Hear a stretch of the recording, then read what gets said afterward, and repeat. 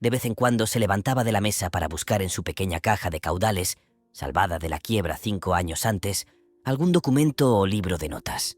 Se oía el chasquido de la complicada cerradura al abrirse o volverse a cerrar, después de que el padre hubiese sacado lo que buscaba. Estas explicaciones constituyeron la primera noticia agradable que escuchó Gregorio desde su encierro. Siempre había creído que a su padre no le quedaba absolutamente nada del antiguo negocio. El padre nunca le había dado a entender que fuera de otro modo, aunque lo cierto era que Gregorio tampoco le había preguntado nada al respecto. Por aquel entonces, Gregorio solo se había preocupado de hacer lo posible para que su familia olvidara cuanto antes el revés financiero que los había hundido en la más completa desesperación.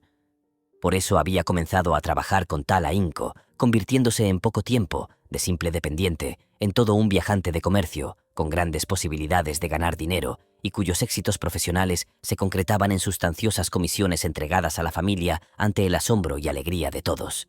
Habían sido días felices, pero no se habían repetido, al menos con igual esplendor, pese a que Gregorio había llegado a ganar lo suficiente como para llevar por sí solo el peso de toda la casa. La costumbre, tanto en la familia, que recibía agradecida el dinero de Gregorio, como en este, que lo entregaba con gusto, hizo que la sorpresa y alegría iniciales no volvieran a producirse con la misma intensidad. Solo la hermana permaneció siempre estrechamente unida a Gregorio, y como, contrariamente a éste, era muy aficionada a la música y tocaba el violín con gran entusiasmo, Gregorio confiaba en poder mandarla al año siguiente al conservatorio, pese a los gastos que ello conllevaría y a los que ya encontraría modo de hacer frente. Durante las breves estancias de Gregorio junto a los suyos, la palabra Tin Dao se repetía con frecuencia en las charlas con la hermana, pero siempre como un hermoso sueño, en cuya realización no se podía ni soñar. Los padres no veían con agrado estos ingenuos proyectos, pero para Gregorio era un asunto muy serio y tenía decidido anunciarlo solemnemente la noche de Navidad. Estos pensamientos, ahora tan superfluos, se agitaban en su mente mientras, pegado a la puerta, escuchaba lo que hablaban en la habitación contigua. De cuando en cuando, la fatiga le impedía seguir escuchando y dejaba caer cansado la cabeza sobre la puerta. Pero enseguida volvía a levantarla, pues incluso el levísimo ruido debido a este movimiento suyo era oído por su familia, que enmudecía en el acto. «¿Qué estará haciendo ahora?», decía al poco el padre, sin duda mirando hacia la puerta. Y, pasados unos momentos, se reanudaba la conversación interrumpida. Así pudo enterarse Gregorio, con gran satisfacción. El padre se extendía en sus explicaciones, pues hacía tiempo que no se había ocupado de aquellos asuntos, y además la madre tardaba en entenderlos, que a pesar de la desgracia les había quedado algún dinero.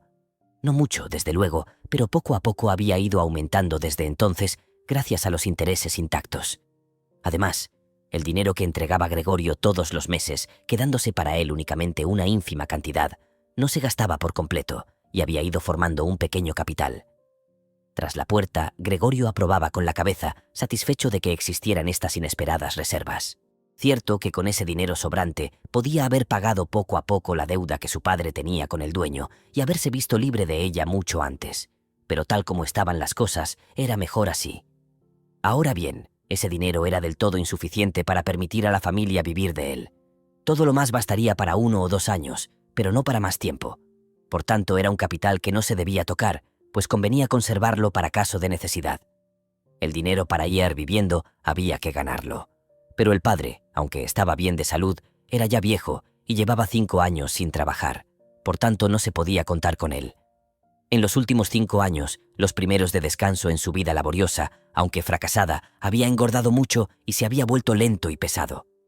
¿Y cómo podría trabajar la madre que padecía de asma, que se fatigaba con solo andar un poco por casa y continuamente tenía que tumbarse en el sofá, con la ventana abierta de par en par, porque le daban ahogos? Tendría, entonces, que trabajar la hermana, una niña de 17 años, y cuya envidiable existencia había consistido, hasta el momento, en ocuparse de sí misma, dormir cuanto quería, ayudar en las tareas de la casa, participar en alguna sencilla diversión y, sobre todo, tocar el violín. Cada vez que la conversación derivaba hacia la necesidad de ganar dinero, Gregorio se apartaba de la puerta y, trastornado por la pena y la vergüenza, se metía bajo el fresco sofá de cuero. A menudo pasaba allí toda la noche en vela, arañando el cuero hora tras hora. A veces llevaba a cabo el extraordinario esfuerzo de empujar el sillón hasta la ventana y, agarrándose al alféizar, permanecía de pie en el asiento y apoyado en la ventana, sumido en sus recuerdos, pues antes solía asomarse a menudo a aquella ventana. Poco a poco empezó a ver con menos claridad. Ya no distinguía el hospital de enfrente, cuya vista tanto le desagradaba, y de no haber sabido que vivía en una calle en plena ciudad, aunque tranquila, hubiera podido creer que su ventana daba a un desierto, en el cual se confundían el cielo y la tierra, igualmente grises. Solo 2 veces vio la hermana, siempre atenta, que el sillón se encontraba junto a la ventana. Y ya, al arreglar la habitación, aproximaba ella misma el sillón. Más aún, dejaba abiertos los primeros dobles cristales. Si al menos hubiera podido Gregorio hablar con su hermana, de haberle podido dar las gracias por cuanto hacía por él, le hubieran resultado más leves las molestias que ocasionaba y que de este modo tanto le hacían sufrir. Sin duda, su hermana hacía lo posible para atenuar lo doloroso de la situación, y a medida que transcurría el tiempo, iba consiguiendo lo mejor, como es natural. Pero también Gregorio, a medida que pasaban los días, tenía más clara la situación. Ahora, las visitas de su hermana eran para él algo terrible. En cuanto entraba en la habitación, y sin cerrar siquiera previamente las puertas, como antes, para ocultar a todos la vista del cuarto, iba corriendo hacia la ventana y la abría bruscamente, como si estuviese a punto de asfixiarse. Y hasta cuando el frío era intenso, permanecía allí un rato respirando ansiosamente. Este ajetreo asustaba a Gregorio 2 veces al día, aunque convencido de que ella le hubiera evitado esas molestias, de haber podido permanecer en la habitación con las ventanas cerradas, Gregorio se quedaba temblando debajo del sofá todo el tiempo que duraba la visita. Un día, ya había transcurrido 1 mes desde la metamorfosis, así que no tenía por qué sorprenderse del aspecto de Gregorio. Su hermana entró algo más temprano que de costumbre y se lo encontró mirando inmóvil por la ventana. No le hubiera extrañado a Gregorio que su hermana no entrase, pues tal como estaba le impedía abrir la ventana. Pero no solo no entró, sino que retrocedió y cerró la puerta rápidamente. Quien la hubiera visto reaccionar de esa forma hubiera creído que Gregorio se disponía a atacarla. Gregorio se metió inmediatamente debajo del sofá, pero hasta el mediodía no volvió su hermana, más intranquila que de costumbre. Este incidente le hizo comprender que su vista seguía resultándole insoportable a la hermana, que solo gracias a un esfuerzo de voluntad evitaba echar a correr al divisar la pequeña parte del cuerpo que sobresalía por debajo del sofá. Con objeto de ahorrarle por completo su visión, llevó un día sobre su espalda, trabajó para el cual precisó de 4 horas, una sábana hasta el sofá, y la puso de modo que le tapara por completo y que su hermana no pudiese verle por mucho que se agachase. De no haberle parecido oportuna tal medida, ella misma hubiera quitado la sábana, pues fácil era comprender que, para Gregorio, el aislarse no era nada agradable. Pero su hermana dejó la sábana tal como estaba, y Gregorio, al levantar sigilosamente con la cabeza la punta de ésta para ver cómo era acogida la nueva disposición, creyó adivinar en la joven una mirada de gratitud. Durante las 2 primeras semanas, sus padres no se decidieron a entrar a verle. A menudo los oyó alabar la actitud de la hermana, cuando hasta entonces solían, por el contrario, considerarla poco menos que una inútil. Los padres solían esperar ante la habitación de Gregorio mientras la hermana la arreglaba, y en cuanto salía se hacían contar cómo estaba el cuarto, qué había comido Gregorio, cuál había sido su actitud y si daba señales de mejoría. La madre había querido visitar a Gregorio enseguida, pero el padre y la hermana la habían hecho desistir con argumentos que Gregorio escuchó con la mayor atención y aprobó por entero. Más adelante tuvieron que impedírselo por la fuerza, y cuando exclamaba: «Dejadme entrar a ver a Gregorio, pobre hijo mío, ¿no comprendéis que necesito verle?», Gregorio pensaba que tal vez fuera mejor que su madre entrase, no todos los días, pero sí, por ejemplo, 1 vez a la semana. Ella era mucho más comprensiva que la hermana, quien, pese a su indudable valor, al fin y al cabo no era más que una niña, que quizás solo por juvenil inconsciencia había podido asumir tan penosa tarea. No tardó en cumplirse el deseo de Gregorio de ver a su madre. Durante el día, por consideración a sus padres, no se asomaba a la ventana, y en los 2 metros cuadrados de suelo libre de su habitación casi no podía moverse. Descansar tranquilo le era ya difícil durante la noche. La comida pronto dejó de causarle placer, y para distraerse empezó a trepar zigzagueando por las paredes y el techo. En el techo era donde más a gusto se encontraba. Aquello era mucho mejor que estar echado en el suelo. Respiraba mejor, y se estremecía con una suave vibración. Un día Gregorio, casi feliz y despreocupado, se desprendió del techo, con gran sorpresa suya, y se estrelló contra el suelo.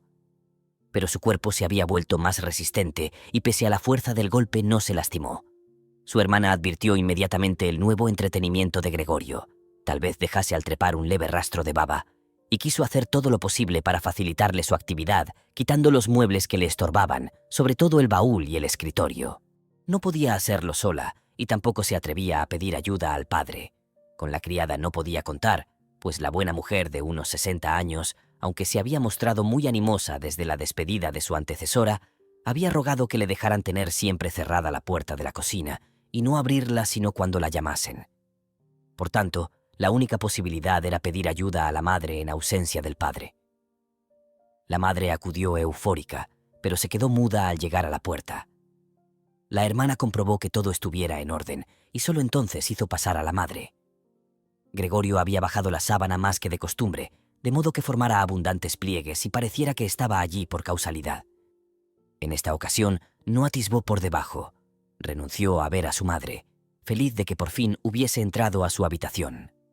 «Pasa, no se le ve», dijo la hermana, que seguramente llevaba a la madre de la mano.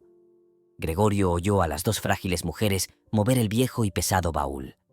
La hermana, animosa como siempre, hacía la mayor parte del esfuerzo, sin hacer caso de las advertencias de la madre, que tenía miedo de que se fatigara. Al cabo de un cuarto de hora, la madre dijo que era mejor dejar el baúl donde estaba, en primer lugar porque era muy pesado y no acabarían antes del regreso del padre. Además, estando en medio de la habitación, el baúl le cortaría el paso a Gregorio. Por último, tal vez a Gregorio no le agradara que se retirasen los muebles, sino todo lo contrario. La vista de las paredes desnudas la deprimía.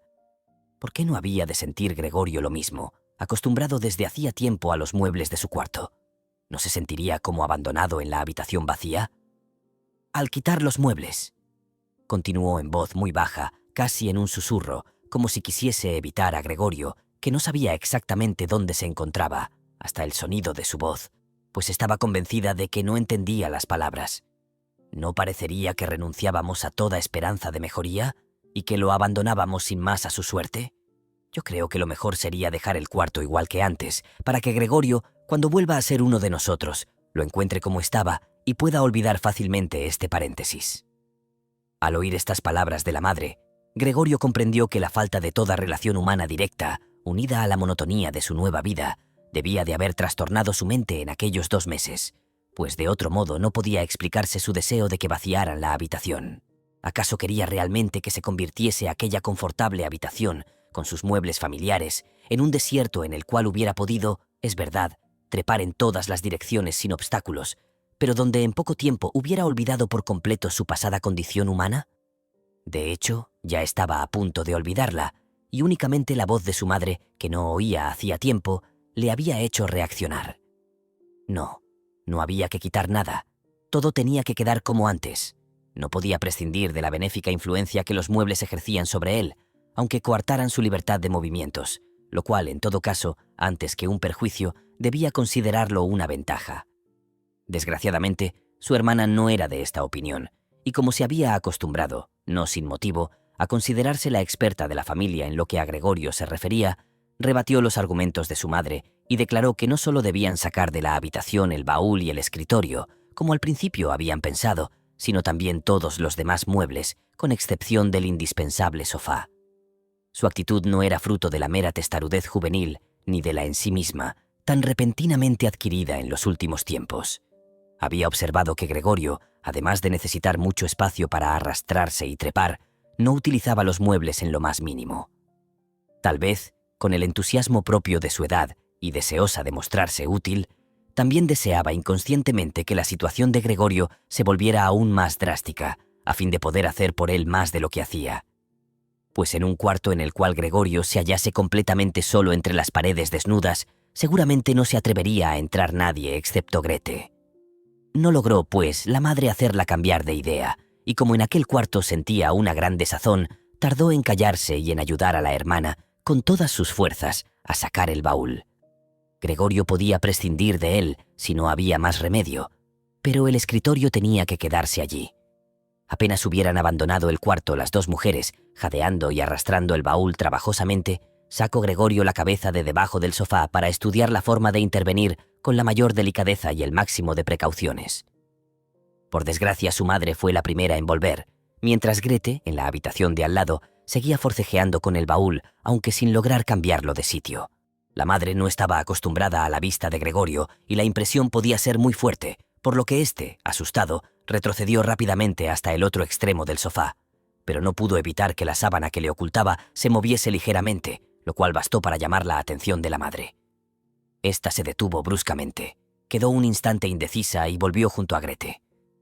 Aunque Gregorio se decía que no iba a ocurrir nada del otro mundo y que solo unos muebles serían cambiados de sitio, aquel ajetreo de las mujeres y el ruido de los muebles al ser arrastrados le causaron una gran desazón. Encogiendo cuanto pudo la cabeza y las piernas, aplastando el vientre contra el suelo, se confesó a sí mismo que no podría soportarlo mucho tiempo. Estaban vaciando su cuarto, quitándole cuanto amaba. Se habían llevado el baúl en el que guardaba la sierra y las demás herramientas, y ahora estaban moviendo el escritorio, sólidamente asentado en el suelo, en el cual, cuando estudiaba la carrera de comercio e incluso cuando iba a la escuela, había hecho sus ejercicios. No tenía un minuto que perder para neutralizar las buenas intenciones de su madre y su hermana, cuya existencia, por lo demás, casi había olvidado, pues, rendidas de cansancio, trabajaban en silencio y solo se oía el rumor de sus pasos cansinos. Mientras las dos mujeres, en la habitación contigua, se recostaban un momento en el escritorio para tomar aliento, Gregorio salió de repente de su escondrijo, cambiando de trayectoria hasta 4 veces. No sabía por dónde empezar. En esto le llamó la atención, en la pared ya desnuda, el retrato de la mujer envuelta en pieles. Trepó precipitadamente hasta allí y se agarró al cristal, cuyo frío contacto calmó el ardor de su vientre. Al menos esta estampa, que su cuerpo cubría ahora por completo, no se la quitarían. Volvió la cabeza hacia la puerta del comedor para ver a las mujeres cuando entrasen. Estas casi no se concedieron descanso, pues enseguida estuvieron allí de nuevo. Grete rodeaba a la madre con el brazo, casi sosteniéndola. «¿Qué nos llevamos ahora?», preguntó Grete mirando a su alrededor. En esto, su mirada se cruzó con la de Gregorio, pegado a la pared. Grete logró dominarse únicamente a causa de la presencia de la madre. Se inclinó hacia ésta para impedir que viera a Gregorio, y aturdida y temblorosa dijo: «Ven, vamos un momento al comedor». Para Gregorio, las intenciones de Grete estaban claras. Quería poner a salvo a la madre y después echarle de la pared, que lo intentase si se atrevía. Él continuaba agarrado a su estampa y no cedería. Prefería saltarle a Grete a la cara. Pero las palabras de Grete solo habían logrado inquietar a la madre. Esta se echó a un lado, vio aquella enorme mancha oscura sobre la empapelada pared, y antes de poder darse siquiera cuenta de que aquello era Gregorio, gritó con voz aguda: «¡Dios mío! ¡Dios mío!». Se desplomó sobre el sofá, con los brazos extendidos, como si sus fuerzas la abandonasen, quedando allí sin movimiento. Y se desmayó. «¡Gregorio!», exclamó la hermana con el puño en alto y la mirada de reprobación. Era la primera vez que le hablaba directamente después de la metamorfosis. Grete fue a la habitación contigua, en busca de algo que dar a la madre para reanimarla. Gregorio hubiera querido ayudarla. Para salvar el cuadro había tiempo, pero estaba pegado al cristal y tuvo que desprenderse de él de un brusco tirón. Luego corrió a la habitación contigua como si aún pudiese, igual que antes, dar algún consejo a su hermana. Pero tuvo que contentarse con permanecer quieto detrás de ella. Grete estaba rebuscando entre diversos frascos. Al volverse, se asustó. Dejó caer al suelo la botellita, que se rompió, y un fragmento hirió a Gregorio en la cara, salpicándosela de un líquido corrosivo. Grete, sin detenerse, cogió tantos frascos como pudo y entró en el cuarto de Gregorio, cerrando tras de sí la puerta con el pie. Gregorio se encontró, pues, completamente separado de la madre, la cual, por culpa suya, se hallaba tal vez en peligro de muerte. No podía entrar sin echar de allí a su hermana, cuya presencia junto a la madre era necesaria. Por tanto, no tenía más remedio que esperar. Alterado por el remordimiento y la inquietud, comenzó a trepar por las paredes, los muebles y el techo hasta que se sintió mareado y se dejó caer con desesperación encima de la mesa. Pasó un rato. Gregorio yacía extenuado. En la casa reinaba el silencio, lo cual era tal vez buena señal. Llamaron. La criada estaba, como siempre, en la cocina, y Grete tuvo que salir a abrir. Era el padre. «¿Qué ha pasado?». Estas fueron sus primeras palabras. La expresión de Grete se lo había revelado todo. Grete ocultó su cara en el pecho del padre y dijo ahogadamente: «Madre se ha desmayado, pero ya está mejor. Gregorio se ha escapado». «Lo sabía», dijo el padre. «Os lo advertí, pero vosotras, las mujeres, nunca hacéis caso». Gregorio comprendió que el padre había malinterpretado el comentario de Grete y seguramente creía que él había hecho algo malo. Por tanto, debía apaciguar a su padre, pues no tenía tiempo ni forma de aclararle lo ocurrido. Se lanzó hacia la puerta de su habitación, aplastándose contra ella, para que su padre, en cuanto entrase, comprendiese que tenía intención de regresar inmediatamente a su cuarto, y no hacía falta empujarlo hacia adentro, sino que bastaba con abrirle la puerta para que entrase en el acto. Pero el padre no estaba en condiciones de captar estas sutilezas. «¡Ah!», exclamó con un tono a la vez furioso y amenazador. Gregorio apartó la cabeza de la puerta y la dirigió hacia su padre. En los últimos tiempos, ocupado por completo en perfeccionar su técnica de trepar por las paredes, había dejado de preocuparse como antes de lo que sucedía en la casa. Por tanto, debía haber imaginado que iba a encontrar las cosas muy cambiadas. Sin embargo, ¿era aquel realmente su padre? ¿Era el mismo hombre que antes, cuando Gregorio iba a salir en viaje de negocios, permanecía fatigado en la cama? ¿Era el mismo hombre que, al regresar a la casa, se encontraba en batín, hundido en su butaca, y que, sin fuerzas para levantarse, se limitaba a levantar los brazos en señal de alegría? ¿Era el mismo hombre que, en los raros paseos en común, algunos domingos u otros días festivos, entre Gregorio y la madre, cuyo paso lento se volvía aún más pausado, avanzaba envuelto en su viejo gabán, apoyándose cuidadosamente en el bastón, y que solía pararse cada vez que quería decir algo, obligando a los demás a detenerse a su alrededor? Ahora, sin embargo, aparecía firme y erguido, con un severo uniforme azul con botones dorados, como el que suelen llevar los ordenanzas de los bancos. Del rígido cuello alto sobresalía la papada. Bajo las pobladas cejas, los ojos negros destellaban con una mirada vivaz y alerta, y el cabello blanco, hasta entonces siempre en desorden, estaba reluciente y peinado con una raya impecable. Tiró sobre el sofá la gorra, que llevaba una insignia dorada, probablemente la de algún banco, y dando un rodeo, fue hacia Gregorio con expresión hostil, con las manos en los bolsillos del pantalón y los largos faldones de su uniforme de levita recogidos hacia atrás. El padre no sabía lo que iba a hacer. Al caminar levantaba los pies a una altura desusada, y Gregorio quedó asombrado del enorme tamaño de sus suelas. Sin embargo, no se revolvió, pues ya sabía, desde el primer día de su vida, que cabía esperar de su padre el máximo rigor con respecto a él. Echó a correr delante de su padre, deteniéndose cuando éste lo hacía y corriendo de nuevo en cuanto le veía hacer un movimiento. Dieron veces la vuelta a la habitación, sin que pasara nada y sin que esto, debido a las dilatadas pausas, tuviese siquiera el aspecto de una persecución. Gregorio optó por permanecer en el suelo. Temía que su padre interpretase su huida por las paredes o por el techo como un gesto malévolo. Gregorio no tardó en comprender que aquella situación no podía prolongarse, pues mientras su padre daba un paso, él tenía que llevar a cabo un sinfín de movimientos y ya empezaba a jadear. Aunque lo cierto era que tampoco, en su estado anterior, podía confiar mucho en sus pulmones. Se estremeció, intentando hacer acopio de energías para emprender nuevamente la huida. Apenas si podía tener los ojos abiertos. Estaba tan aturdido que no pensaba más que en seguir corriendo, olvidando la posibilidad de trepar por las paredes. Aunque lo cierto era que estaban atestadas de muebles tallados de peligrosos ángulos y picos. De pronto, algo diestramente lanzado cayó a su lado y rodó ante él. Era una manzana, a la que inmediatamente siguió otra. Gregorio, atemorizado, no se movió. Era inútil que siguiera corriendo, puesto que su padre le estaba bombardeando. Se había llenado los bolsillos con las manzanas del frutero que estaba sobre el aparador, y se las lanzaba una tras otra, aunque sin acertarle por el momento. Las rojas manzanas rodaban por el suelo como electrizadas, tropezando unas con otras. Una de ellas, lanzada con mayor precisión, rozó la espalda de Gregorio, pero no le hizo daño. En cambio, la siguiente le dio de lleno. Gregorio intentó correr, como si pudiese liberarse del insoportable dolor cambiando de sitio, pero era como si le hubieran clavado donde estaba y quedó allí indefenso, sin noción de cuanto sucedía a su alrededor. Con el último resto de conciencia, vio abrirse bruscamente la puerta de su habitación y a su madre corriendo en camisa, pues Grete la había desnudado para hacerla volver en sí, delante de la hermana, que gritaba. Luego vio a la madre lanzándose hacia el padre, perdiendo en el camino una tras otra de sus desabrochadas, para por fin llegar a trompicones junto a su marido y abrazarse a él. Y Gregorio, con la vista ya nublada, oyó por último cómo su madre, echando los brazos al cuello del padre, le suplicaba que no matase a su hijo. Aquella grave herida, que tardó más de un mes en curar, nadie se atrevió a quitarle la manzana, que quedó pues incrustada en su carne como testimonio ostensible de lo ocurrido.